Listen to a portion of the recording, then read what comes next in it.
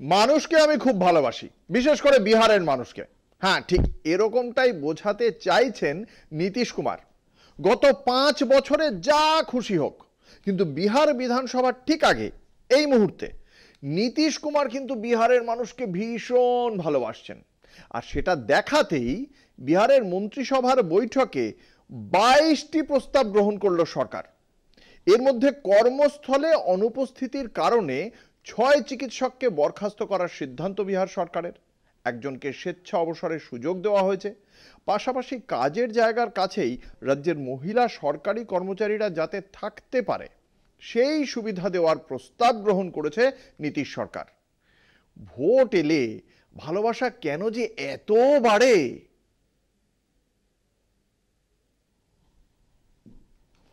বিহার মন্ত্রিসভার বৈঠকে মোট 22টি প্রস্তাব গৃহীত হলো। এর মধ্যে গুরুত্বপূর্ণ রাজ্যের 7 সরকারি চিকিৎসককে নিয়ে সিদ্ধান্ত। লাগাতার কর্মস্থলে অনুপস্থিতির কারণে 6 চিকিৎসককে বরখাস্ত করার সিদ্ধান্ত নিয়েছে বিহার সরকার। আরেক চিকিৎসককে স্বেচ্ছা অবসরের সুযোগ দেওয়া হয়েছে।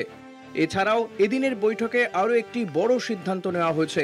রাজ্যের মহিলা সরকারি কর্মচারীদের জন্য কর্মস্থলের কাছেই থাকার ব্যবস্থা করবে সরকার।